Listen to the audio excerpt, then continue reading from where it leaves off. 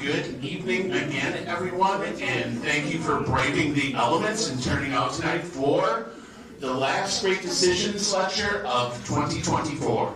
So before we get going, I'm not going to take up too much of your time, but I do want to thank our sponsors, as always, the League of Women Voters of Manitowoc County, the Manitowoc Public Library Foundation, the Manitowoc Public Library, and the Lakeshore Unitarian Universalist Fellowship. So a big round of applause for our sponsors. Also, a big round of applause for Max, our IT guy, who put up with me complaining for 7 weeks and finally got new mics, so we shouldn't have a microphone problem this evening. So that's pretty great. One program of note to bring up to you.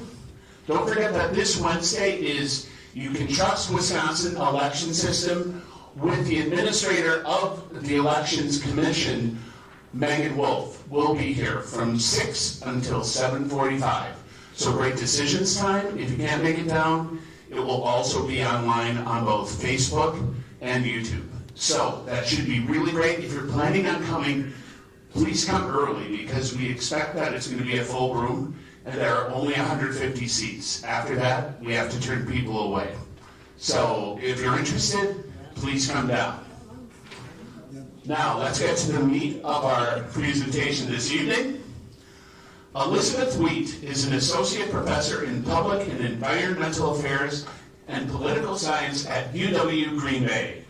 She is originally from Marshall, Michigan, and completed her master's degree in public affairs at Indiana University and her doctorate in political science at Western Michigan University. She is currently pursuing a master's in social work at UW Green Bay with a clinical emphasis. Elizabeth teaches courses in global environmental politics, environmental law and policy, natural resources, the presidency, fisheries and marine law, wildlife law, and sustainability. In most of her courses, students participate in mock trials, model United Nations simulations, or environmental policy debates. Elizabeth also serves on the board for Midwest Environmental Advocates, Wisconsin Conservation Voters, and the Green Bay Water Utility. Perhaps most importantly, she is a proud dog mama to 4 rescue pups, Goofy, Nightly, Foxy Loxy, and Jelly Belly, and coexists with her adopted cat, a ragdoll named Dolly Paulton. Exactly. Of the High Seas Pirate movies genre, her favorite is Muppet Treasure Island. Without further ado, Professor Elizabeth Wheat. All right, thank you very much for coming. Sound good, Tim? Sound good? Okay. All right, thank you very much for coming. I promise you will not be tortured with too many fish jokes or pirate jokes. Used all those up in the online write-up for tonight. We're going to talk through a really, really cool treaty. As you heard from the bio, this is right in my neck of the woods with what I research and what I'm really excited about. So it was a good topic assignment and selection for this year's series. To give you kind of an overview of what we're going to cover, again, apologies for the fish pun, just couldn't resist that one. We'll look at some of the ocean ecosystems, resources, and in order to get to the high seas, we have to understand the Convention on the Law of the Sea. We'll feature some of the international organizations, then the High Seas Treaty itself, and then some challenges that we see with marine conservation. And then I always like to end with what can you do besides taking time to come out to this lovely talk tonight? What can you do tomorrow? What are some of the next steps that we can take? So that's where we'll land. To give you a little bit of context with this, only 1% of the high seas are currently protected. And this is obviously a really, really small amount for a massive amount of space, right? 30% is going to be our target for the amount of the planet's biodiversity in high seas that we hope to protect by 2030. 2030 is going to be a date that you will hear often. This is a really important target with the UN system for a lot of different policies. And so the talk tonight will be consistent with that deadline as well. 95% is the volume of the ocean to be protected by the High Seas Treaty. And so again, well, look, if we get 1% now, we're going to get to 95. This is a really, really exciting treaty that can do a lot of good. And then one more measurement, 50% is the amount of the Earth's surface that will be protected by the treaty's governance. And so it's affecting a lot of different areas in different ways, and we will talk through quite a few of those tonight. Beginning first with the ocean ecosystems. Oceans are nearly 50% of the Earth's surface. We haven't even explored all of the areas of the ocean because it's so massive. And so we're talking about a very, very large space. And when you're looking at the different parts of the ecosystem, there are a lot of different issues with pollution, exploitation, climate change, and biodiversity loss. So over a third right now, over a third of global fish stocks are already overexploited, meaning we are fishing more than they can sustainably replenish. And we'll get into some of the data issues with that in a little bit. Toxic chemicals and plastics are also a really big challenge. And these are flooding into the oceans every day. Pollution is going to injure the marine animals and will also work into the food chain, including all the way up to the kinds of animals that we're consuming as humans. Plastics make up 85% of marine litter, and the UN projects that by 2050, there could be more plastics in the sea than fish. Oh my God. And so this really is getting to be a tremendous problem to think about. Climate change we'll talk a little bit more about as we go, but in general, as the temperatures for the oceans are warming, it's causing a range of effects on the ocean. It's harming the ecosystems, it's harming the species, and it really can lead to even more biodiversity loss. Some of the effects we just don't know about. It's difficult to get data on this in the US. And so when you add this globally to areas that we perhaps haven't even explored yet, there's a lot that we know we don't know a lot in some of these areas. With the resources, there are so many different kinds of resources. I think we naturally think the most of fish, right? But there are also cultural, scientific, food security, ecological, social, and economic benefits that the ocean provides. Millions of people depend on the resources from the ocean for subsistence living and also for income. And we'll talk about some of the financial pieces of this as we go. The ocean produces 50% of the Earth's oxygen. And just to give you a brief snapshot of the economy, the ocean economy, also known as the blue economy, generates nearly $3 trillion of global GDP each year. The total worth of the ocean is estimated at $24 trillion. And so fishing is going to be a huge part of that, but there is also minerals, shipping issues, and so this is a big, big economic force. So even if people don't want to save the fish, and they didn't grow up with all the childhood movies that I did, there's a really strong and persuasive economic case to be made for these conservation efforts as well. To give you one brief example of some of the marine genetic resources that we're going to discuss, there's an anti-cancer drug called Halaven, I think I'm pronouncing that correctly, that is derived from a Japanese sea sponge. Annual sales of just that one drug are $300 million. And so add in cosmetics, add in more drugs, and there's a lot of potential economics on this. And so with these marine genetic resources, as they get found, as they are developed, and as they're commercialized, developed countries are able right now to reap a lot of the benefits. And so we'll talk more about how other countries will also be able to get some of the benefits as well. We have to start with a little bit of the foundation on the convention itself. And this is going to be kind of our foundation for the High Seas Convention. Post-World War II, the U.S. is going to start to basically say, hey, you know what, we need an international agreement on our ocean resources. Didn't really have one. The international community is still fairly new with the UN, right? And so that's kind of where the discussion will start with President Truman. Also at this time, there are a lot of technological advances that enable us to explore offshore resources in ways that we never could before. We can go out to deeper waters for oil exploration. We can have long-distance fishing We've got more coolers and just equipment on the ships. We have factory ships, right? There are a lot more technology that enable us to do more, and think about the increased pollution that comes with that additional exploration. The UN vows to create a common law of the sea to improve the management of these resources. And so we'll look at a few of the goals that we have here, and we'll get into more depth on the next slide with this one.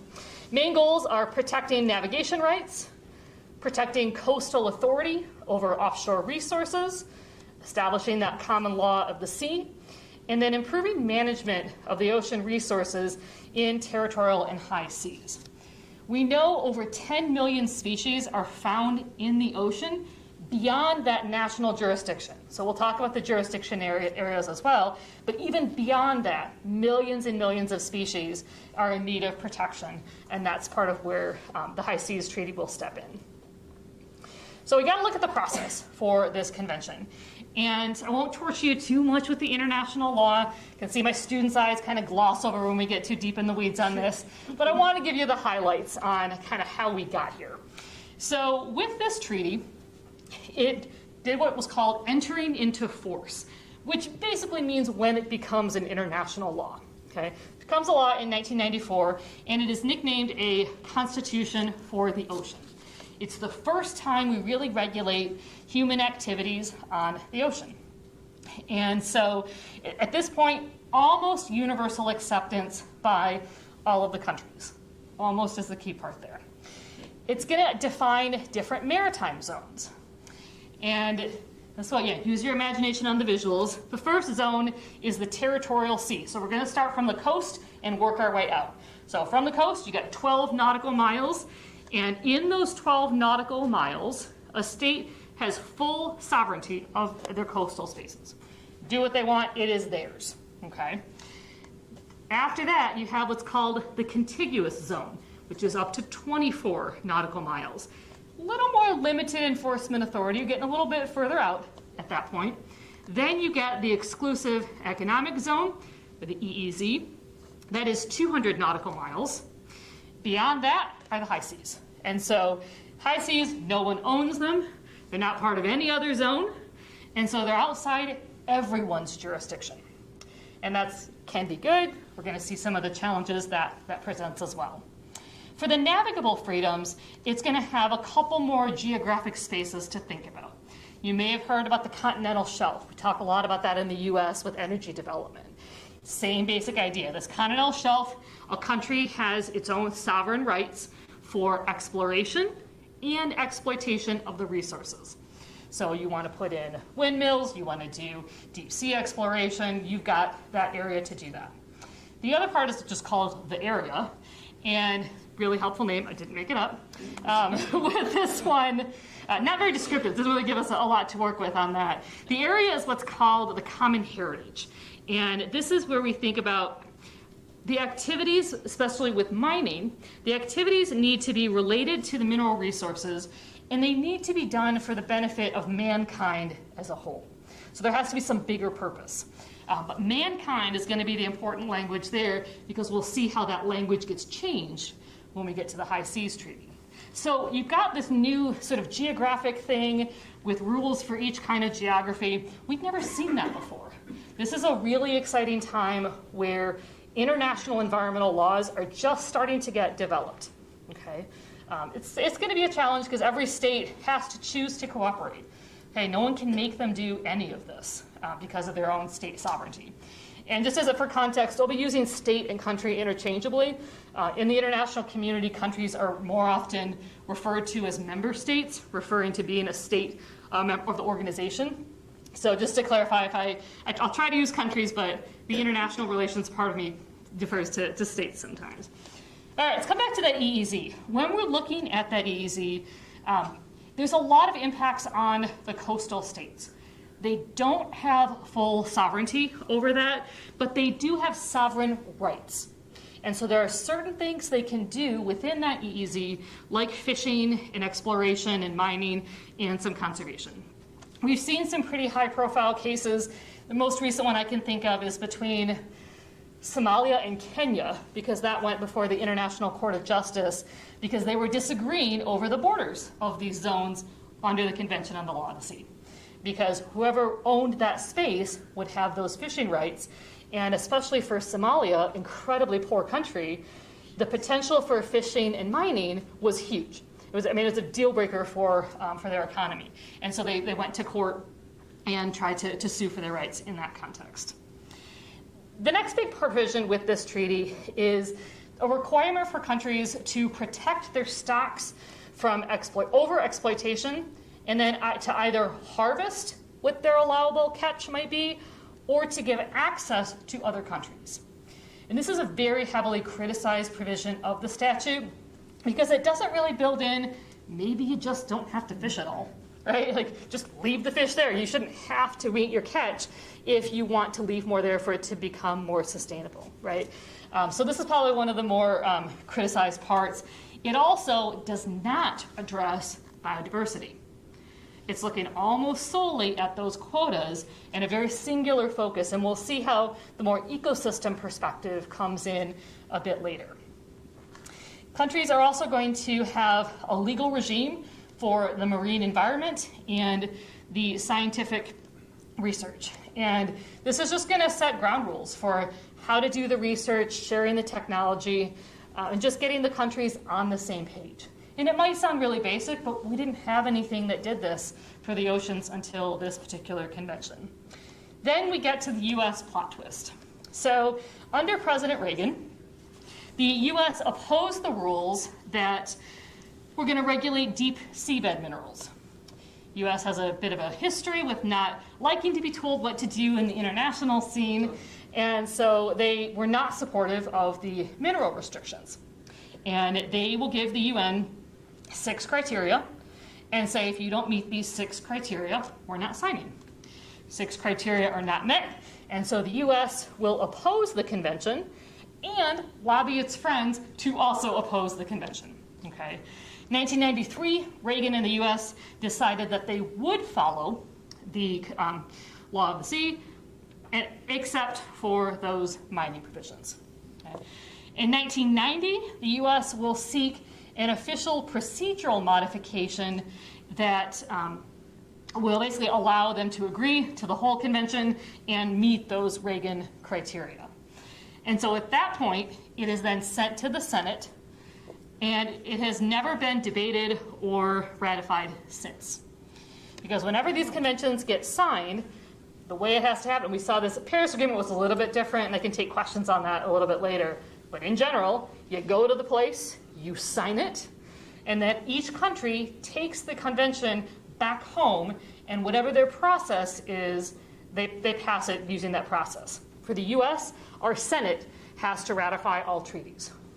And so it has been brought up every single administration, every single Congress, and I believe, I have to double check my Googling on this, I believe it was Lisa Murkowski from Alaska who brought it up the last time. So everybody brings it up, haven't ratified it, but we operate as if we have.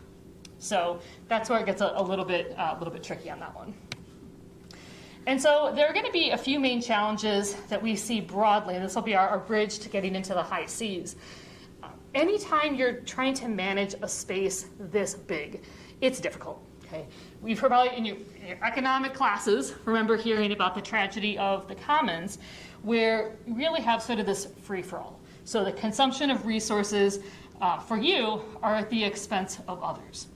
So with the high seas, you're fishing and you're fishing and you're fishing and taking as much as you can because there's no rules on you, right? But your actions are going to have effects on everybody. Okay, we see this a lot with grazing too in the U.S. on the state side, and so the effects and the visuals are just a little harder to see when they're on the ocean than if they're in your backyard. And so just sort of managing that concept with the commons can be difficult. And then we have the management of living marine resources. When there's a lack of ownership, there is often a lack of responsibility. That if no one feels they have any stake in it, they're not going to be willing to really go forward and protect it. And so the management decisions can be really difficult to reach. We also have limitations of data. To give you an example from a fisheries collapse, even in the US, NOAA gathers data all the time on fish.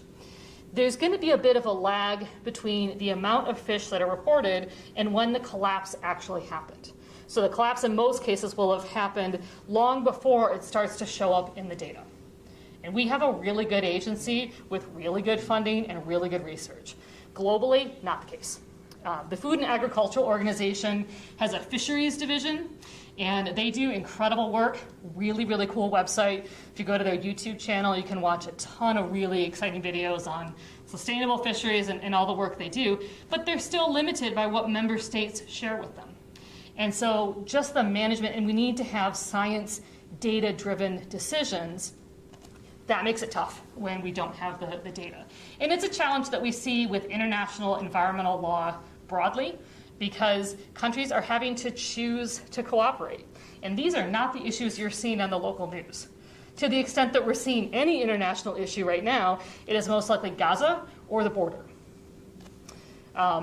If you're watching things where you're seeing about sharks and you're seeing high seas pirates, you're watching like nerd news like I am. Mainstream news is not going to be covering this stuff. You're listening to really deep policy work. And even then, it's hard to find information on this. It's just not, they're just not issues that get a lot of attention, so there's not a lot of pressure to take action on them. And then lastly, we have the challenge with sovereignty.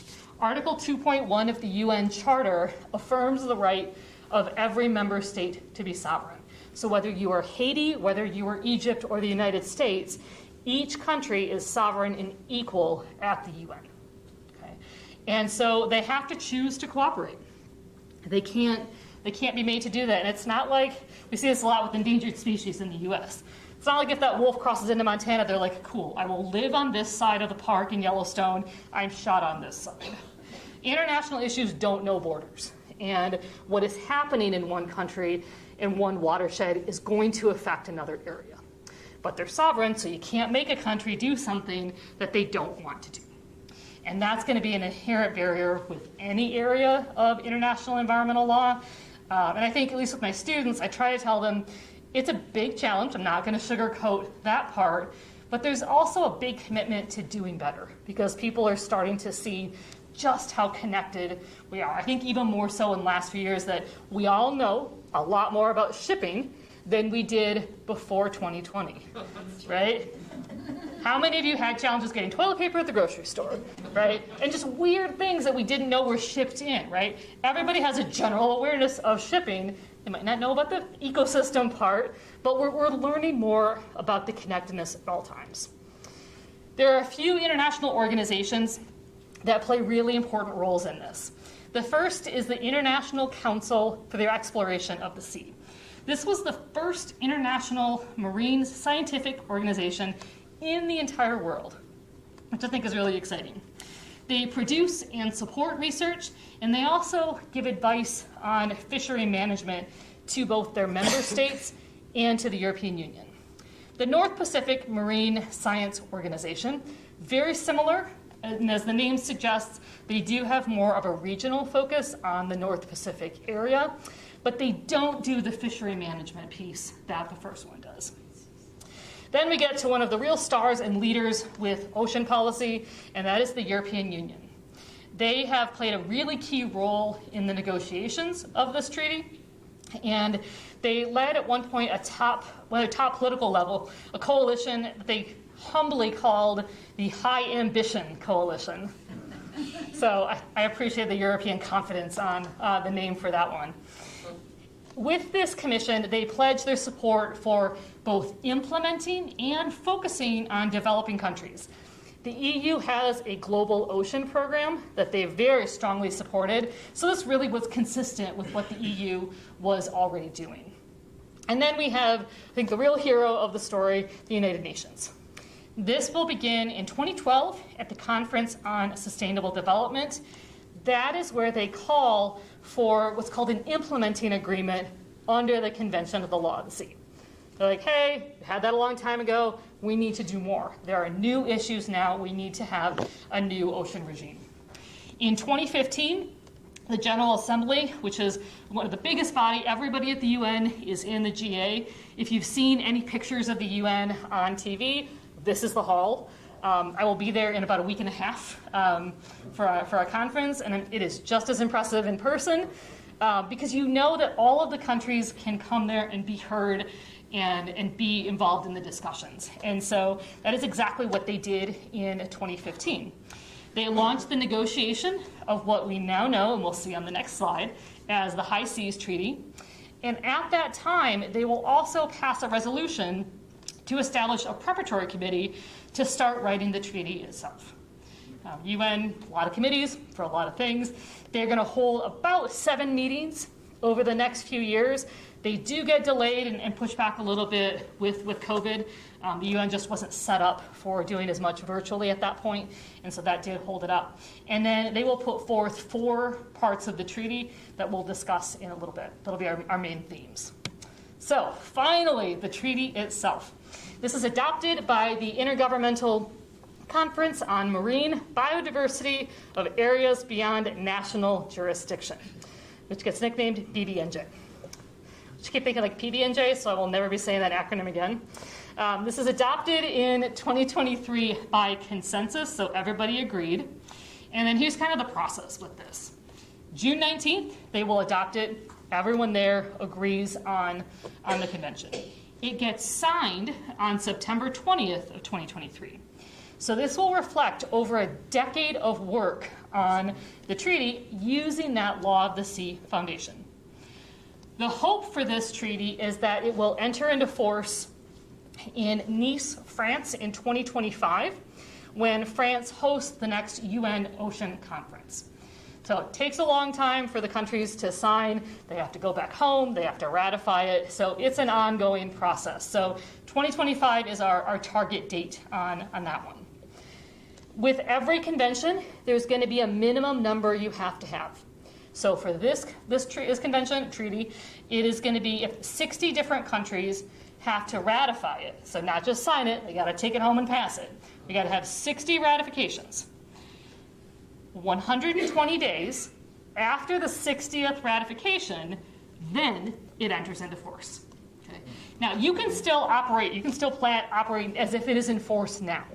And some countries definitely are taking that approach. But legally, that's sort of our timeline on that one.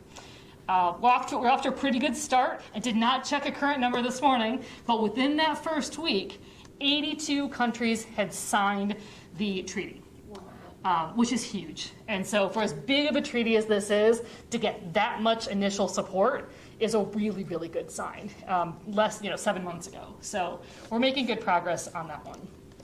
I'm not going to keep you here all night to go through all 75 articles. It's just not nice. And I'm pretty sure the library closes at 8 o'clock. We get kicked out. But there is one that I really wanted to highlight because with any of these big treaties, there's always the funding question. How do we do this? How are we going to pay for it? This treaty uses what's called a resource mobilization strategy. And so there are 3 different parts to help fund it. The first is a voluntary trust fund.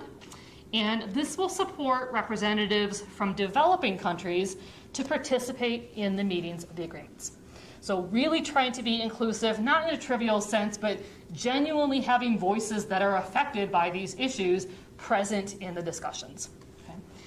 It's also going to have a special fund to receive funding from those marine genetic resources. So like the Japanese sea sponge that's curing cancer, right? There's going to be more of those. And so that this fund will help the financial part there. And then we have the Global Environmental Facility Trust Fund. And the GEF is one of the coolest organizations that funds so many programs all over the world. They're a key partner in implementing the Paris Agreement. And they just do a lot of things you're never going to hear about on the news.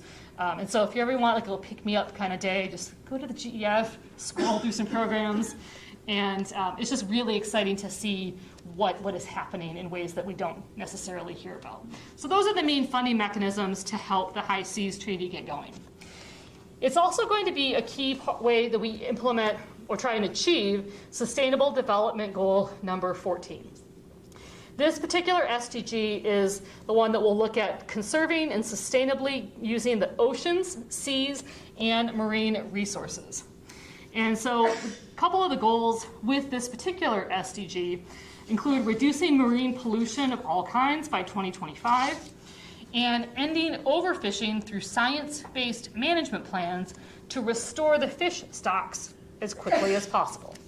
And if you go to any of the UN sites, you can put in the SDGs, and there are so many targets and goals and indicators and stats. You can keep yourself busy for a long time reading about all of that. It's exciting to see how detailed they have thought about with implementing this, and this treaty is going to be a really cool way to get this particular goal, to get some progress on that one. And so that's kind of the context with that. And then it's also having the goal to promote the responsible use of the marine environment, maintain integrity of the ocean ecosystem, and conserving marine biodiversity. This will be based on the precautionary principle, which essentially will say if there's a risk to, or harm to the environment, the lack of scientific certainty shouldn't be an argument against regulating that risk. So say, for example, we see there's a fish species, some tuna is being damaged in a certain area, but we don't know exactly why and we don't know exactly how. That scientific uncertainty shouldn't be the reason we don't try and regulate, okay? Because that sort of uncertainty can be used as an easy out, like, oh, we don't really know what's going on, so we shouldn't try and regulate it. No, this treaty has the philosophy of acting with caution and trying to prevent future harms from continuing. And then one of the main mechanisms that will implement this treaty is called the Conference of the Parties. This is the decision-making body of the treaty. Think of them like this is the principal's office, okay? Or the school board, maybe is a better analogy on that one. And so they will work on implementing the treaty, how to coordinate with other authorities that already regulate fishing and shipping and mining. And for the most part, they will operate on a majority vote system. So if you can't achieve consensus, consensus is always the goal. But we have all been in group projects where sometimes you just can't get everyone to agree. And what they didn't want in this case was to have one country disagreeing and stopping the whole process. And so consensus is the goal, but it's not the situation that we've seen recently with the Security Council, where 5 members have a veto, and so if those 5 don't like something, they can stop the action completely. We don't have that problem with this scenario. Okay. So these are going to be the 4 themes to highlight. We have equity and fairness, climate change, addressing environmental degradation, and preventing the biodiversity loss. And so we'll talk through each one of these here. So with the first theme, looking at equity and fairness, this will prioritize the fair and equitable sharing of genetic resources and benefits. So we're always asking this, who owns the resources? And the resources in the high seas, especially resources that have pretty high financial gain, like the medicines and cosmetics, there's a big financial stake to think about. This is the main theme where we get at those marine genetic resources. I know there's a lot of acronyms in this one, so here's another one of the MGRs. With these resources, we're looking at both monetary and non-monetary benefits. And so one of the ways it will do this is to set up a funding flow so the developed countries will actually be contributing money they would pay into this fund. Okay? It will also be part of ways to share technology to access the resources. Mentioned at the beginning, the developed countries are the ones that have the resources. We have deep seabed ways to explore and drill. Okay? Developing countries don't. And a little conflicted on this one because from an equity standpoint, yes, you want everyone to have the opportunity. From a harm standpoint, I'm like, do we really want more people able to drill in the ocean? I'm a little torn on that. But the idea is to both help with conservation and exploration, so it's not just now you can all fish and drill too. So that's kind of the background with that one. And then what I think is a really unique contribution with this treaty is how it looks at indigenous knowledge. And with this having a basis of sharing that indigenous knowledge with free, prior, and informed consent. And so the treaty makes a very important recognition on the value of indigenous knowledge, and then also the rights and traditional knowledge of indigenous people. And this has been a big change with the UN I would say really the last 10, 20 years. I think we saw this very well in Paris with the Paris Agreement discussions. But it's now affecting, you're not going to see a treaty come up now that doesn't discuss indigenous knowledge. It's just sort of a new area that is finally, I think, getting some of the recognition that's important to have. Theme 2 is climate change. And a lot of different harms and effects that we observe in the ocean. As the oceans in general become more, as they absorb more carbon, they become much more acidic, and the ocean levels, oxygen levels, also decline. And so this will harm the species, and it's going to harm the water quality. Okay? So it's not that the effects just stay isolated. With the acidification that can happen, you also disrupt various forms of carbon sequestration. So as we're emitting more carbon, oceans are having a harder time absorbing that and processing it, essentially. Particularly mollusks and crustaceans are at a high risk with this acidification issue. When we're looking at the rising temperatures, oceans absorb 90% of the heat caused by carbon emissions. And so as we have increased heat, which we know global temperatures are rising, we know it's harming more species in more ways. It's affecting their migration routes, fishing zones, coral die-off, and fish recruitment. Those of you that have been coming for a long time may remember a number of years ago, one of the talks that I had was on the Arctic. And we did a lot of talk about sort of the shipping routes changing with melting glaciers. Same thing happening here. As those, whether it's glacier melt or just warming temperatures, the range of some fish are changing. Okay? We're going to see this probably first in the Arctic. So parts of Russia will open up and shipping routes will be available. That's going to introduce more pollution and in areas that have never seen it before. And that it's a sovereign area, so obviously that one is going to be a difficult negotiation piece. But even for areas outside of Russia, those rising temperatures will have big impacts on the ecosystems and potentially big impacts on the countries. That if the fish used to be near your country and they are not there anymore, that's going to have an economic impact that could be pretty devastating, especially if you're a developing country. Okay? And so then when we look at the more frequent and intense storms, we have seen this even in the United States. There are more severe hurricanes, also tsunamis, and a number of other kinds of events, and they're more frequent. Just in the US, our hurricane season has gotten much longer than it ever used to. We're a little privileged up here in the Midwest. We don't really do that, but if you're going to Florida or your friends and family down there, we're seeing the effects and we're seeing the disruptions from those storms. NASA has done quite a bit of work in focusing on the Atlantic. We're seeing a lot more Category 4 and 5 events, which are going to be the most devastating. We're a developed country. We still have challenges when they hit, but we have the resources and infrastructure to respond. A lot of these countries that are getting hit with these devastating tsunamis and hurricanes don't have the resources. And so the most vulnerable are going to be directly impacted as the climate keeps changing. With rising sea levels, if you were here for last year's Great Decisions, I feel like this is like a bookend of all the talks over the last few years. Last year we talked a lot about climate refugees. And rising sea levels have created, or have the potential to create, a lot of these climate refugees. Now, that's the term I tend to use.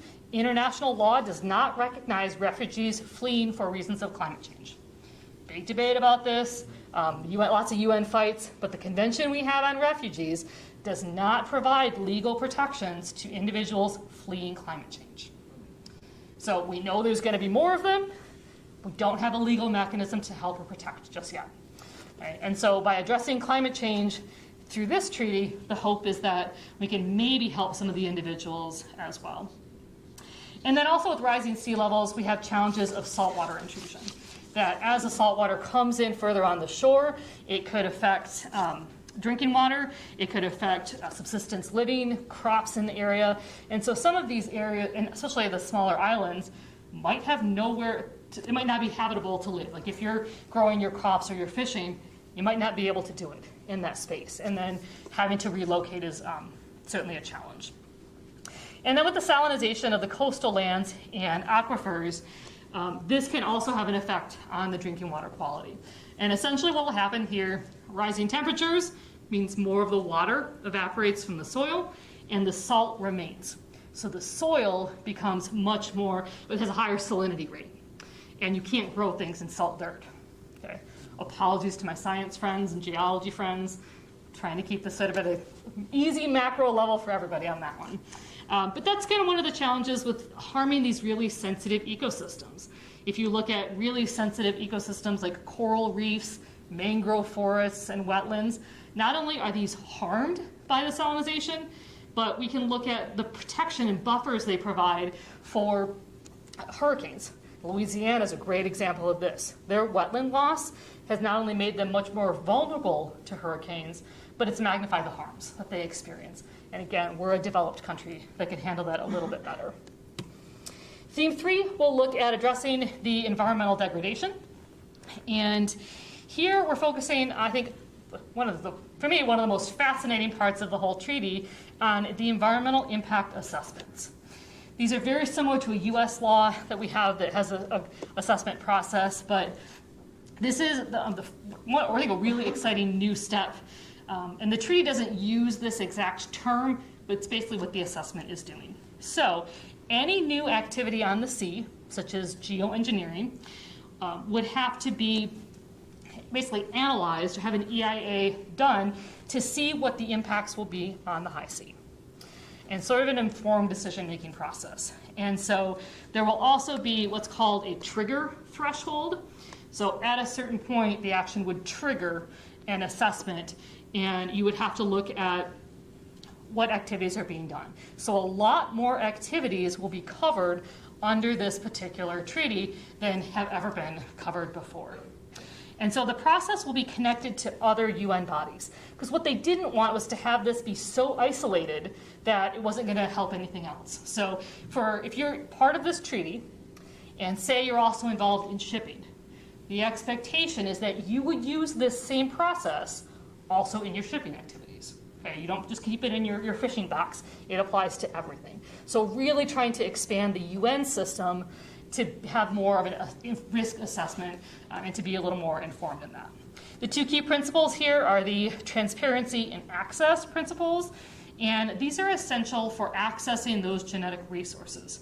And so could be things like we're going to have vessels fly appropriate flags, notify countries in the international system when we're going to access and use and sell these genetic resources, and then also notifying of potential impacts. Okay? So at the end of the day, you could do an assessment and still cause harm, but the idea is that maybe it's reduced and maybe you're making a little bit more of an informed process. And so ultimately, with this particular theme, we want to minimize the harm and monitor our actions better.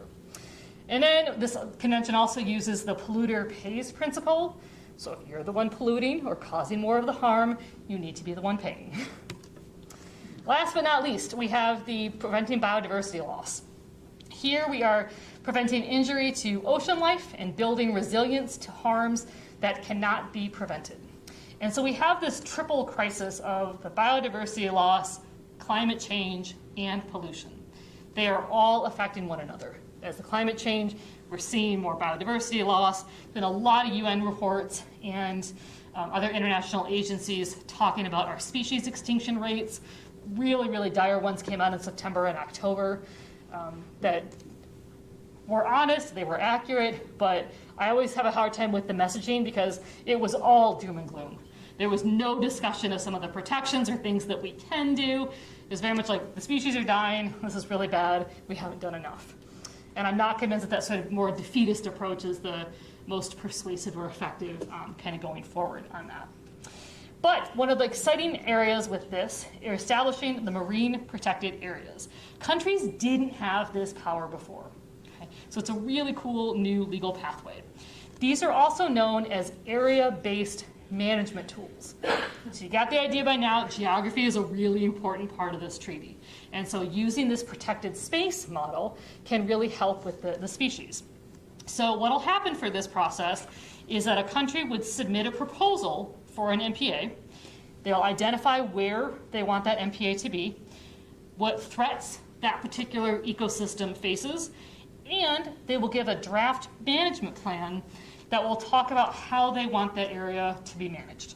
So it's like, here's your proposal. And It will use this, what's called an ecological connectivity concept. So remember how the Convention on the Law of the Sea, focusing more on quota and more specific. This is going to look at how the ecology and ecosystems are connected. So when we protect this space, how is that going to affect the bigger ecosystem? It's a much more holistic approach and less about we're going to think about this one species or this one activity. Okay, so good changes. To give you one example of a country level, the country of Seychelles sold $22 million of their debt to the Nature Conservancy in exchange for protecting its oceans. Seychelles will create 13 MPAs across 30% of the country's national waters. Okay. They banned fishing, development, and oil exploration in these areas. Now, they could do that in their own country waters. This treaty means now we can do it internationally. Incredibly successful because a lot of these developing countries are spending so much money servicing their debt, and they need these explorations and they need the revenue to help financially. And so Nature Conservancy is a really cool organization that can come in and essentially buy the debt and protect those spaces. So I'm excited to see what we can do internationally with this now. Those environmental impact statements will continue to be important, and the hope is that these statements can minimize that biodiversity loss and maybe even reduce or eliminate some of the harms. A few more treaty provisions, just broadly speaking, to highlight for you. Mentioned, the Convention on the Law of the Sea talked about the common heritage of mankind. Well, for this treaty, we finally achieved gender equity in 2023 with the oceans, and we will change it to common heritage of humankind. And it sounds like a simple word change, but the UN's got a ways to go on some gender issues. And so this was one of them. When you look at any of these treaties, they all say mankind.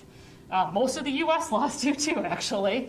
And it might not sound like a big change, but it's a really important recognition for the UN to be taking. And so under this common heritage mindset, it is similar to the Law of the Sea in the sense that we need to keep coordinating policies across the countries.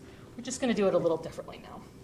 With the capacity building, this will look at a lot of those technology transfers and how we can help the developing countries achieve that.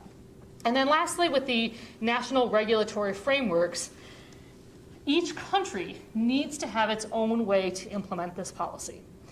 And the US is often playing catch up in some of these areas. This is an area where we have a really strong model. We passed the Magnuson-Stevens Act a long time ago and as part of that, set up regional fishery management councils.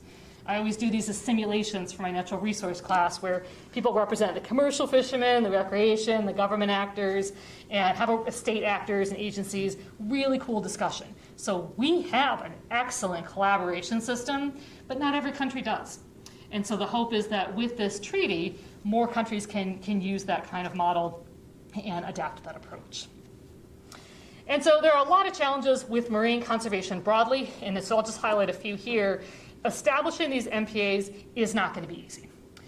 There may be areas that one country wants to protect that another would like to have for exploration or is dependent on for mining. Okay, so we could have some economic pressures there. Plus, it's a lot of work to go through all of the designations to specify these.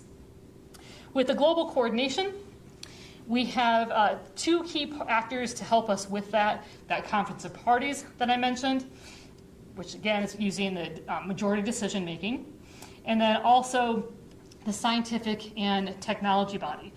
They're still working out the details of how this body is going to work in terms of who's going to be on it and representation, but its intent is to be an advisory body on the science and technology. And so as those tech transfers get worked out, we have a good opportunity there. We need to continue addressing environmental degradation and preventing that biodiversity loss. The data will be really important to making those science-based decisions and how can we best protect the species. And then lastly, thinking about legal issues and the forum to resolve disputes. We're staying with that majority decision-making model, which is good, but countries still need to ratify it. They need to sign it, and they need to ratify it. And so that's kind of where a lot of the negotiation points are focused at right now. So thinking about different kinds of advocacy actions, obviously coming here is a good first step. But we can also look at demanding and purchasing plastic-free alternatives. It's estimated that 17.6 billion pounds of plastic leak into the marine environment from land-based sources each year. This is equal to a garbage truck full of plastic being dumped into the ocean every minute. It's a lot, okay? Countries such as China also don't recycle. They don't accept as much of our plastic right now. They don't recycle it. So plastic is a big issue. You can look at upcycled products. There are a lot of really innovative ways that companies and businesses are making things out of plastic. I teach in our graduate sustainability program, and so a lot of my students are working professionals in this area. And so things like, as a child of the 90s, we all saw those plastic benches made of water bottles. And then parents got rid of them. Mild danger hazards to children. Now you can buy jeans that are made from water bottles. You can buy pens. There are toothbrushes, cell phone cases. A lot of ideas have been generated that can be supported by consumer purchasing. You can drive a lot of this by the decisions you are making with your money. And so that can help create that demand. And trying to avoid single-use plastics. It's a huge spike really beginning with the pandemic, because that was a way to safely isolate. We all did the pickup meals and that sort of thing. Huge spike in sort of the wasteful plastic with the takeout containers. And so that's we gotta swing back on making some of those reusable or just not using as much of the plastic waste there. Can avoid different ocean harming products. So there are different cosmetics I have learned that are made with parts of sharks. Every time I do this presentation, I learn new things. That was one of them. I knew about shark fin soup. I knew about shark in the teeth and that sort. Didn't know about the cosmetics. We also can avoid jewelry that's made with coral and turtle shells. Avoid those souvenir conch shells everyone looks at when they go to Florida or the Bahamas. And then again, continuing to avoid single-use plastics with straws and water bottles. You can get reusable straws. There are also a lot of restaurants that are going to compostable paper straws, so you can recycle those. So a lot of really cool innovations that are happening there. Thinking about ways to reduce your carbon footprint.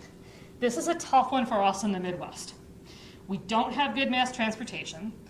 Our cities are not designed in ways to make them easily accessible to walk and bike and take a bus. Okay, but to the extent that you can, be thinking about some of those actions just to reduce the carbon footprint. Carbon is going to make oceans much more acidic. We know that's going to be causing more problems. And so some things like conserving electricity, thinking about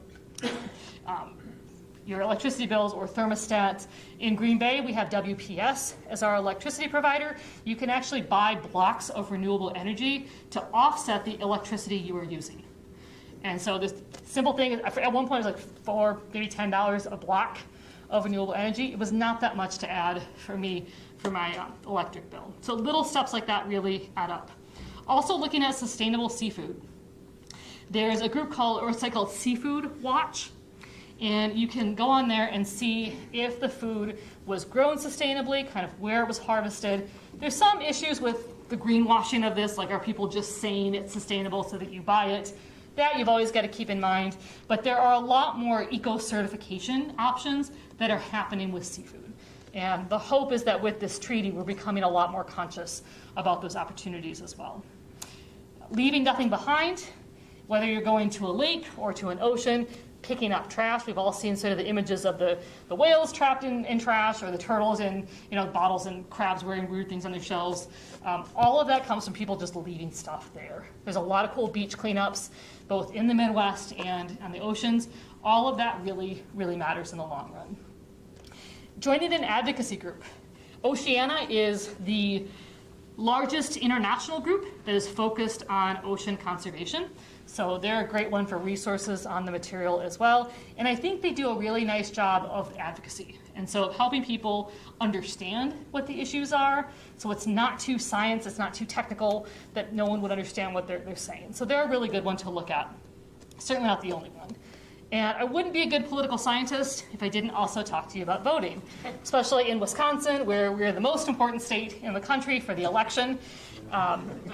Wisconsin, we're the most competitive, we're the most split state. We're going to decide how the whole thing goes. So it's very exciting. Now, our representatives at the federal level probably don't think we care all that much about ocean issues because we don't have any here. But it's still an issue that you can contact your representatives. There are plastic bills that are coming up all the time. One of the most effective environmental bills that got passed during Obama was a bill banning plastic water bottles in national parks. National Park Service did an estimate of how much money in just the reduction in trash just from that one bill. Okay? And so there are steps that we can take that we can encourage our representatives to vote on. And if there is more of a voice, they might think that it's not something we care about, but we can also contact them. And obviously federal, we got a senator election up this year with Baldwin's election, and we'll see what happens with Mike Gallagher's seat for this part of the state as well. And so we've got representatives that are going to be elected in this fall that will have a real opportunity to get involved. And then also put your standard plug for voting, getting involved with LCV. So all of that really adds up and really matters. And then this one I think is a nice way to sort of scale up different ways to help the ocean. So you have actions that you can do at home with conserving water, reducing pollution, reducing waste. Then you look at actions around town with how you shop. So taking those reusable bags with you is a simple thing. Reducing vehicle pollution, using less energy generally. And then on the water, fishing responsibly, practicing safe boating, and respecting the habitat. Even though you may not be going out and doing any of these things on the ocean, probably going to the lake, it all adds up. And the quality of the waters we live near matters. And so all of these steps really can make a big difference in the water quality, whether it's a lake in your backyard or the ocean broadly. And then this last quote I thought was really powerful to hear from the IUCN director, where they say the significance of this undertaking cannot be overstated, marking a watershed moment in our collective commitment to safeguarding the health and vitality of our global ocean. A lot of times we don't really see or understand the impacts of these international environmental laws, and this is a really big one. It's a really exciting one.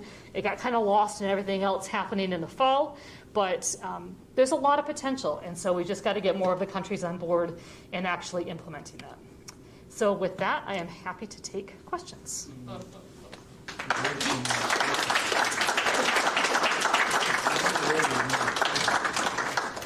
right. We actually, excuse me, I actually have a frog in my throat, and we actually have functioning microphones. Oh, right when you said it. Is yours on? No. Oh, that's weird. All right. So, we in theory have functioning microphones. So, if you have a question, just get your hand up, and we will get to you. Did I stun you into silence? Because I get the look from the students sometimes too. Okay. In terms of U.S. involvement, you sort of left us with Ronald Reagan in the Senate. Yeah. How are we doing more recently? And if we don't take a leadership position, how much of an effect does that have on the world? That's a good question. I have not heard much about Biden taking efforts on this, but I will say, while he was vice president, ocean policy was a huge priority for Obama. Didn't really get talked about because of other things going on, but he established a number of ocean committees, and we did a lot of ecosystem management policies, so we made a lot of internal changes. And one of the nice things with government is that we talk about government entrenchment and sort of inflexibility. It can be kind of nice when you get something good going and you don't want it to be changed. And so I think NOAA made some really good changes under Obama with that. He really, honestly, since Reagan, I probably would say Obama made the most and best changes under it.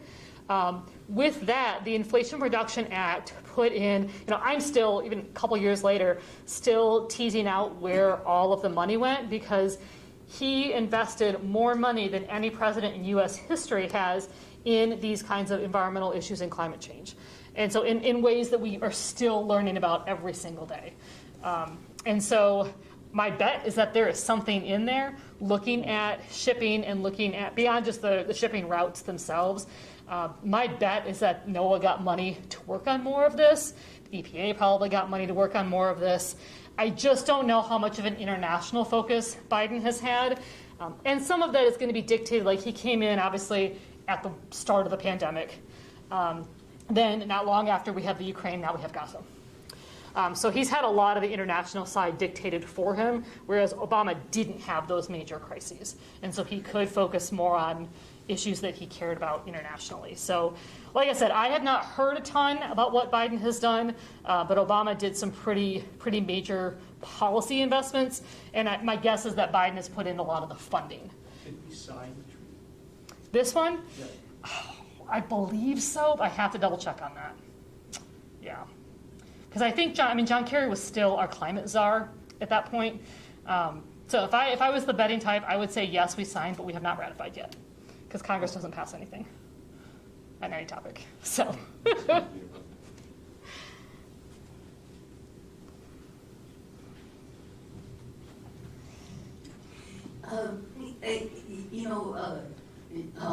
California did a tremendous thing with that plastics thing.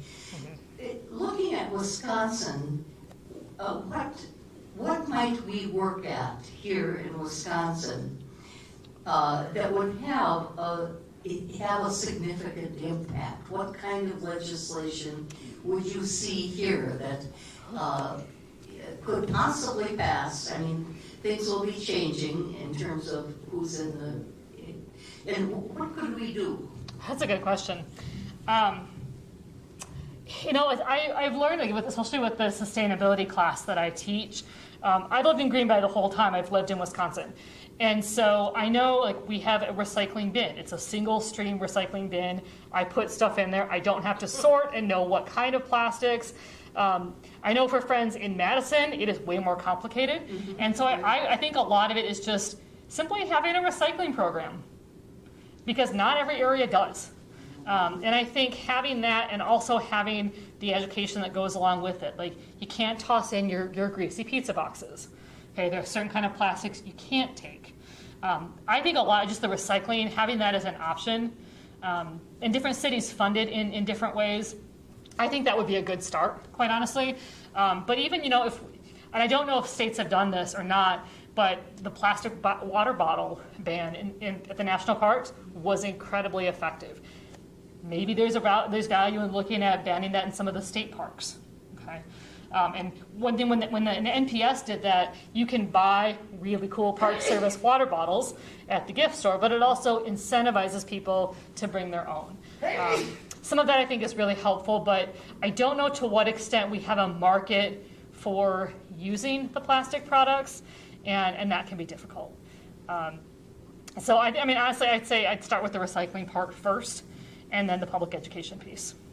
Who would know that, the plastics thing? Because I put in all my plastics, but I know that they're not mostly recycled. Yeah, so the question was who would know about the plastic piece on that? Well, the county organizes recycling. Mm-hmm. Yeah, And right. you can call up the recycling center, and they will tell you that, in fact, the only plastics that Manitowoc County recycles are bottle-shaped number ones.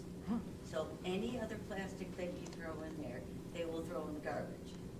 And when I asked why, it's because, one, that's the Hey, I'm happy to have you take this one. because that is the only kind of plastic that the state of Wisconsin requires them to do.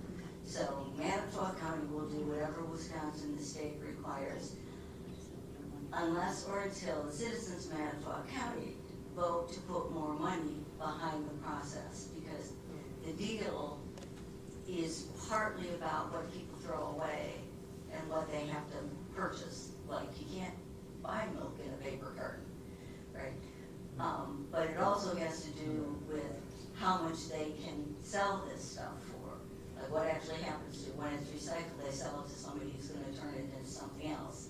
And so for the kind of plastic, say that all those cute little tomatoes come in, well, you can't recycle that in Manitowoc County because recycling it costs more money. So you sell the stuff for less. So there has to be some sort of equalization between how much money we are willing to pay or how little profit we are willing to accept on the part of our recycling center. So it gets political pretty fast. Thank you very much. Hey, that was a better answer than I was going to give on that. I appreciate it. Question over here. Someone was saying about the role, worldwide role. China, I understand, for example, that it has a real problem with pollution. Well, they start working really hard, and now they are the world's leading technology in green technology, to the point that they, in 2030, they will achieve all the target emissions, green emission, what the United States will miss. But I'm curious about the protocols. For example, there are thousands of ships all over the world, right? What kind of protocols these ships have about garbage? Or, for example, like the U.S. Navy, for example, what kind of protocols they have? I understand, for example, there's a big problem with the cruise ships, that they said that garbage factories. So what kind of protocols can you tell them? I mean, if there's in the high seas, a company might have its own process, but they can just dump it and just discharge it. And I will say, I went on exactly one cruise, and after reading about the pollution that comes from a cruise, I will not do another one. I just can't assuage my guilt on that. But there's a lot of flexibility on what they're able to do with that. Can I speak on that? Because I was in the Navy. Hey, perfect. Not too long ago. So I know nothing about the military side, so I appreciate the help. So in the Navy, it really shocked me how much was thrown overboard. Any kind of metal product was thrown overboard. Wow. And the only thing that was kept on board until we got to port was plastic. So any kind of plastic was melted down into these discs, and then those are brought on the next port. They're all floated. Was the metal tossed over because it was heavier, maybe? Is that the rationale? Anything. Okay. Consumer products, Wow. any kind of equipment that they wanted to get rid of, they would tear it apart, and then all the metal would go into the ocean. And any kind of compostable thing, like any kind of food scraps, any paper products, that would all go overboard. I did that. I sort of guessed that, but I did not have verifiable knowledge on that. So very helpful. I appreciate the audience assist on these questions too. Thank you. We got someone right back there. Okay. I have a question.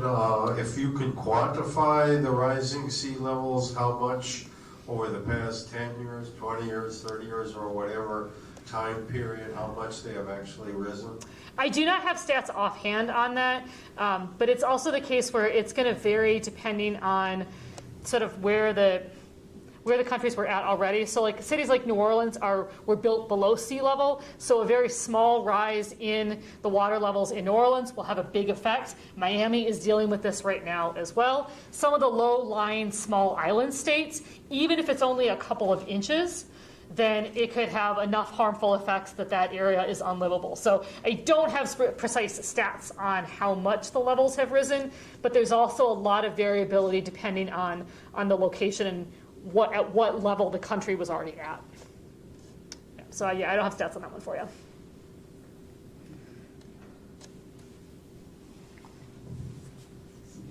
I have a question on, in Chicago, that museum, the Blue Paradox. Have you been through I have not, no. Oh my God, it is so that's my interactive list. and so detailed about the nanoplastics Oh, wow. that are global. And it shows in such detail every country where the outputs are of what each country is polluting at, what percentage. Oh, and very cool. it shows the flow of the ocean currents and how it's affecting the temperature of the oceans. It's called Blue Paradox. And I was wondering if you could, if the treaty could show that informational across to the other different countries to kind of, because that's full disclosure. Mm-hmm. That way, every country has to be accountable for their own polluting and what they're doing. They can't hide behind, oh Yep. no, it wasn't us. That way, everybody's full disclosure, and then they can be accountable, and they can help pay for their what percentage of their polluting, and it is so thorough and interactive. I say from college age up. Yeah. It should be an informative part of the treaty so that everybody should know what's going on. Yeah, that's a really cool, I've not been, I'll have to add that to my list of visiting places on that. I think the plastics part, we see with the treaty effects of pollution on the ecosystems, but I think overall the treaty has much more of a biodiversity focus. The UN Environmental Assembly is the main UN agency that's doing more with plastic pollution and is really leading more of the efforts in that respect. And there's also the Arctic Council that's doing some work on that. So I don't think it would necessarily be something this treaty would directly focus on, but I do think it would be a good area where you would see some of that collaboration.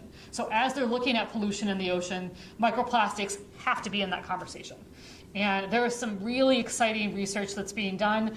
One of my former students and friends just got her PhD at the University of Toronto, and her field research is on microplastics. So she would go up to the Arctic every year wearing so much gear that it makes us look like we're in like bikinis in December, right?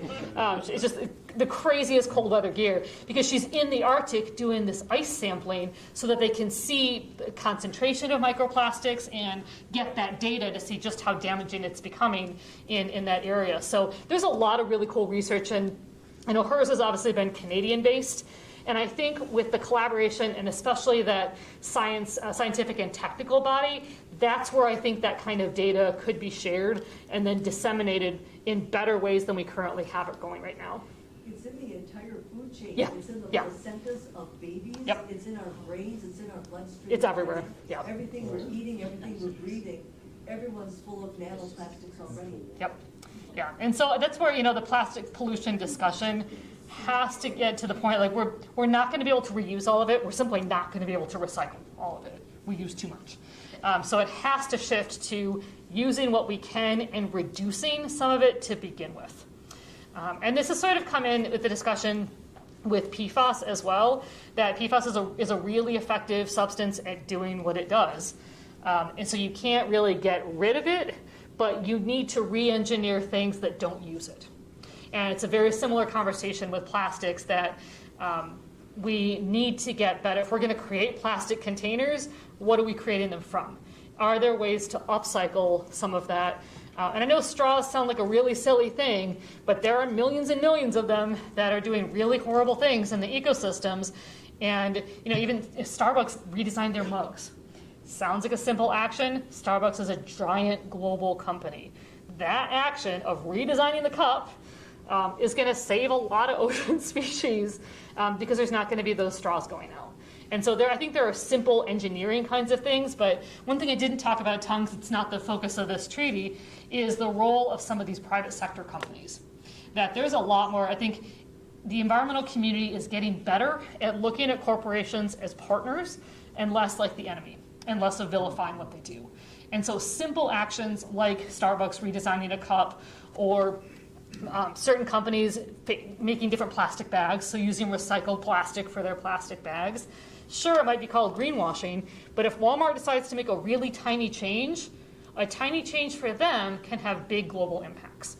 And so I think one thing that I hope comes out of this treaty and just international environmental policy generally is more of that collaboration and partnering with the corporations, because you can make a persuasive financial case. Hey, would you like to sell more tuna? Maybe make it dolphin safe. And you're going to sell more. You want to sell more seafood and compete with all of the Alaskan salmon people? Catch yours sustainably. Don't grow yours in a farm and have a higher quality product to offer to consumers.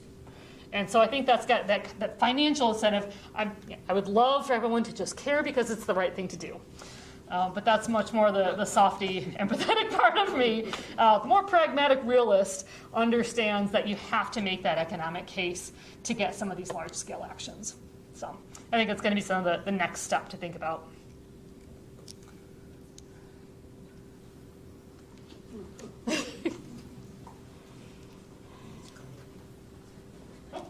Right here.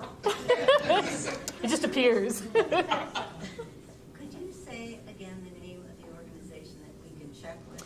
Yeah, I believe it Where is. our seafood is coming from? Yeah, it is called Seafood Watch. Seafood. Yeah. I know we just got a new Hy-Vee in Green Bay. Until recently, it was the largest in North America. It's very exciting. It's beautiful. Make the nice pilgrimage. Just Wahlburgers, Starbucks, little sports bar. But one thing I noticed when I'm not a big fish person because I can't cook to save my life. I burn things really well or set my kitchen on fire. But in their fish section, they have started adding a lot more of the sustainable fish. And so, especially with, I'm not like a super fishy kind of thing. I'm not a big fish person other than like your standard Midwest perch and cod. But you can get like the cod fillets that are sustainably caught. And it's reasonably priced. And I was like, that's a start. Like I am someone who would not have bought a lot of fish. Now you have a sustainable option for me that is not more expensive. It's pretty similar to everything else. And that was an easy purchasing power decision for me.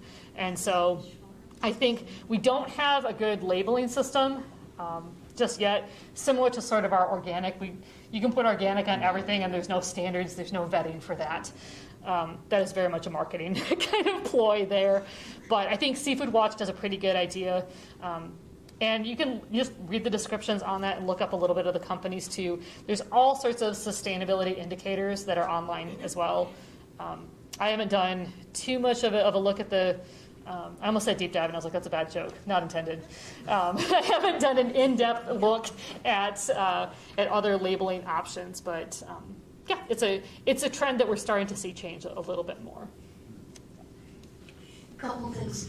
Could you mention again that organization that you recommended was? Oceana. Oceana, okay. I never heard of it.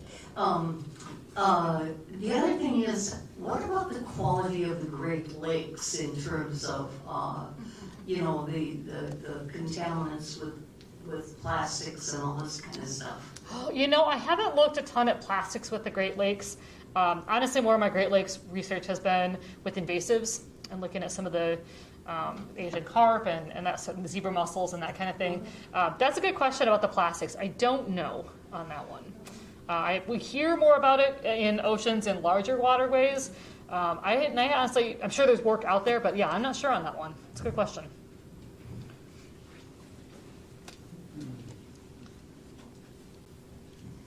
Hi, I was reading a book about garbage and where it's disposed, and they were suggesting that recycling really wasn't much of an answer for plastics because it's much cheaper for manufacturers to just make it the way it is. And so unless you change the system for making it profitable for them, they're not going to change unless consumers demand it.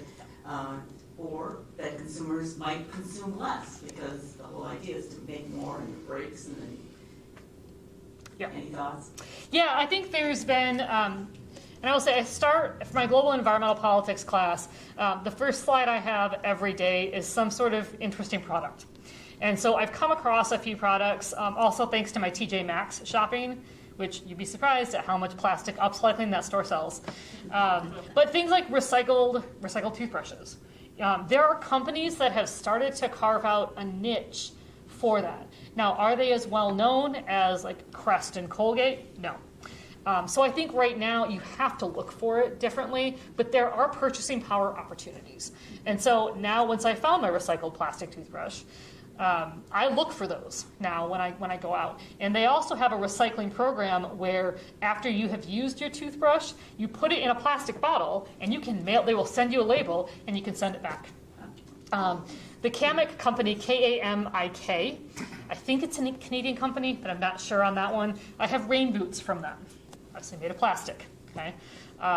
When I am done with one of their products, I can get a shipping label from them, send my boots back, and they will break it down and make it into boots again. Wow. And so I will say they're also wonderful. Ask your Seattle friends on the best rain boots because they get enough rain, they know. That's how I discovered this. There's a culture in Seattle of looking for more of these kinds of products. We don't have that as much in the Midwest. And so, again, they're a little more expensive than some other rain boots. But to me, that use of plastic and that upcycling piece was important. The jeans that I mentioned from water bottles. There's pens that I buy that are from upcycled water bottles. It's not enough of a market for the volume of plastic we have, but it's a start. And I'm hoping that just by creating some of these things, more companies can see the profit in it. And it becomes more of a model. And there's all sorts of really cool certification opportunities that, we hear the most about LEED certification with buildings. There's no reason why we couldn't have a good one of those for plastics or for products and say, all right, is your product a certain percentage of post-consumer waste plastic? We see this with paper. So if you remember I was in middle school, so early 90s on this one. The brown lined paper that you used to have, or gray, because it was recycled paper. It's the first time we had recycled paper that you could buy. Now, if you go buy paper, you will see what percentage it is of post-consumer waste, meaning it's recycled. It's so normalized with paper, it's actually harder to find something that's not post-consumer waste recycled. It's just become normalized. And there's no reason why we couldn't do that with plastics. It's harder with plastics because there are more different types than there are with paper, right? But that's one area where I think as sustainability becomes the way we're thinking of things, and I look at the work that some of my students are doing, this is a generation that thinks about these things all the time. It is a dominating mindset for them, and they're going to take that into their workplaces and take that into their jobs. And I think there's a lot of really exciting potential as this generation gets into the workforce and gets into these companies and just has new ideas. Because they're not going to think, I'm sort of on the tail end of the pollution control generation. And so where it's very much, here's the regulation, here's your penalty if you don't follow it. That doesn't work as much anymore. We're now in much more of an incentive-based system where it has to be worth it to companies to do that. Because it's cheaper to just pollute and take the fine. And so we have to make it worth the while to do something different. And that's where I think the next step is. So I'm much more the optimist. I'm much more the optimist when it comes to that sort of thing. But what's it doing? It's making weird sounds. It held out for a long time, so we're going to call it a win. So I think there's a lot of potential for what we can do, but I do think it's going to have to be both consumer-driven and company-driven on that one. I have a follow-up on his China comment. They are so high now in their technology. They've advanced. And was that re-engineering probably, but also, China's got 10 billion people, so there's the quantity of people there.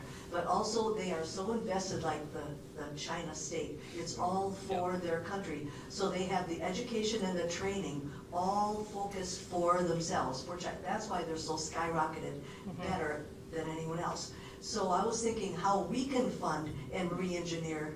Could we use our infrastructure bill, let's say for our country, don't think two-dimensional like highways and bridges, but think three-dimensional. Why can't our infrastructure include technology, education, and training as almost a different dimension and shove that into our infrastructure bill, and that can help us fund, and we can get just as good as China. Yeah, and I'm really glad you brought that up because I think that's an important part with the infrastructure bill, that people think, you hear infrastructure and you don't think renewable energy, right? You think roads and bridges and tunnels and that sort of thing. When that's certainly part of it, but it's actually a really small part of that bill. That more of what it does is really think of it as building the country in lots of different ways. And so I do think there is a lot of funding in there. EPA has actually got a lot of money from that. All the federal agencies have. There has been so much more that's come out of that infrastructure bill. It's a very poorly named bill because I think it does. Same thing with the Inflation Reduction Act. There's lots of different, it does so much more than just the economics of inflation. And so the White House has some really good fact sheets that kind of break things down. But also, look at some of the consumer energies and look at some of the company reports and what they're able to do with the infrastructure money and with the Inflation Reduction Act money. Because it has funded a lot of this research and development. And it's tough with R&D because you're not going to see the immediate payoff. Now we're seeing technology developed that goes all the way back to Obama's Recovery Reinvestment Act, known as the stimulus package. Okay, including the COVID vaccine, actually dates back to research that was funded from that bill a decade later. So we're investing money in the R&D now. We're investing money in these federal agencies. We don't know what cool stuff it's going to yield, but we've taken the first step of investing that research. The military has become a really interesting partner with technology development as well. And that's been a tough one because the military is exempt from a lot of environmental regulations just by the nature of national security concerns that they have to deal with. And so I think there's a lot of potential with branches and agencies that haven't historically been as involved that now have the funding to do that. And so, Wisconsin, our Wisconsin DOT, I was talking before the talk tonight, I have at least 5 students that are working for the Wisconsin DOT that got jobs before they graduated in the state government, and they're doing this kind of sustainability, environmental planning kind of work. And so it's not listed as a sustainability job, but they're doing this kind of work, and when they're looking at a wetland permit, they're thinking about principles that have come from some of these international and federal documents. So some of the effects I think are hard to see, but some really exciting stuff is happening with this massive influx of money. And I think we need to be a little bit better about messaging about what's happening, because it's hard for me to find the information, and I teach this every day. And so I don't think it's as accessible as it could be. We just don't have good fact sheets, but some of the info is out there, and so there's some cool stuff to look at.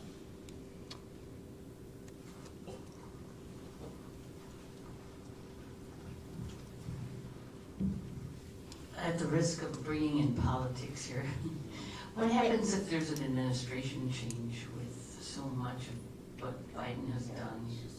Yeah, that's a good question. I think with some of the money, I am not sure about the ins and outs of the allocation. So a lot of the money has already been dispersed to the states. So if you drive anywhere around Wisconsin, or really anywhere right now, y'all getting kicked out in 30 minutes is what that's saying.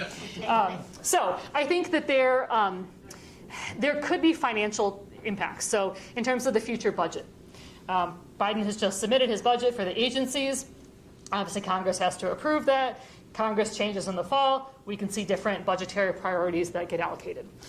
Just to give you one example of how the politics did change that plastic bottle ban, again, one of the most successful environmental policies that got passed, it was also one of the first that Trump overturned because there are a number of plastic companies that have been huge political donors. And now you have lots of waste in the Park Service, and they have the data to show how the waste changed just from those 2 timeframes. So I do think we would see pretty significant policy changes. What I would hope is that some of the policies are entrenched enough that they can keep going. Now, will there be new money for research? No.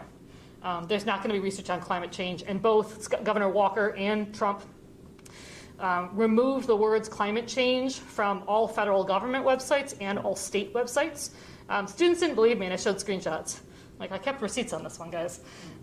And so there was a very specific language change, and the funding changes came with that. So we absolutely will see big funding differences in November, depending on how things go. But it's also a really difficult Congress right now, too. They're not passing laws on anything useful. We just have narrowly avoided a shutdown again. Great. But they're way more concerned about TikTok than anything meaningful. And so, it's a frustrating political situation, but I do think it starts, at the state level with some of these state regulations and kind of getting the policy recognition with the plastics, the county pressures. We don't talk as much about state and local elections, especially local and county, but who's on your board of supervisors or your alders or your city council, all of those positions matter. Green Bay's been pretty high profile for our school board drama. Here too. Yeah, I haven't heard as much about Manitowoc. Green Bay's very much we're all about Green Bay, so I admittedly have not heard as much about Manitowoc's. But that position is going to be determining things like sustainability programs at schools and community gardens that certain kids are able to work on. Green Bay West used to have a really cool community garden program where they had raised flower beds. And those simple steps, some political position is making the choice to fund that program and to offer training. And so that happens at the local level. And so really taking the time to learn about the local officials and learn about your city council. You might not see the effects, but I think every election, including the big presidential ones, will have a big impact on the kinds of policies. So yes, we will absolutely see very different policies if there's a change in administration.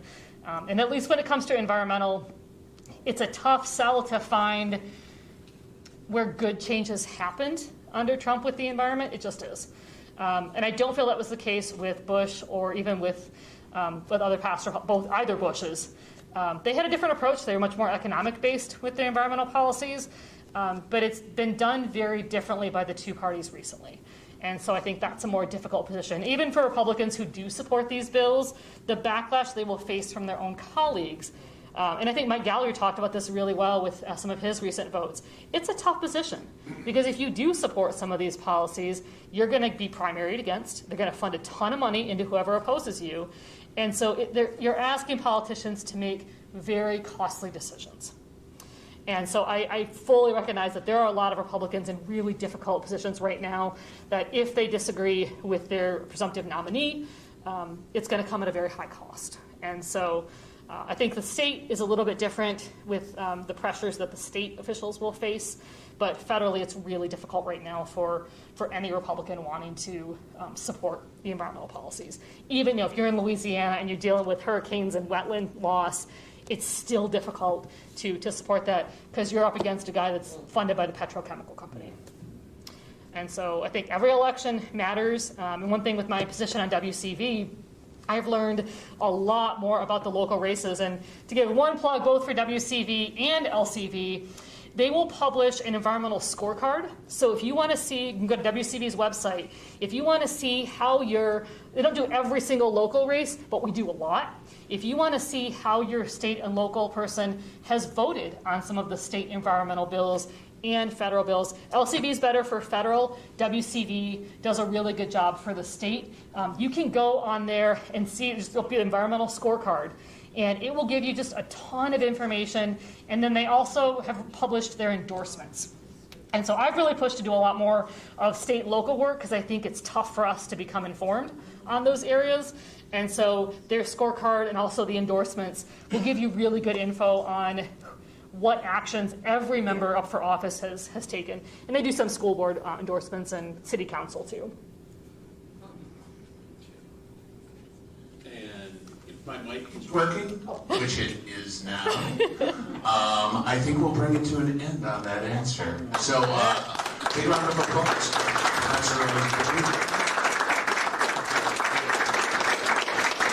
Thank you everyone for coming all 8 weeks. If you want to join the League of Women Voters, please see Darlene. And we'll see you next year, if not before, for Great Decisions 2025. Have a great night, everyone. Thank you. Oh, yeah. Thank you. Good questions tonight. Informative. Yeah, very informative. Gosh. Oh, yeah.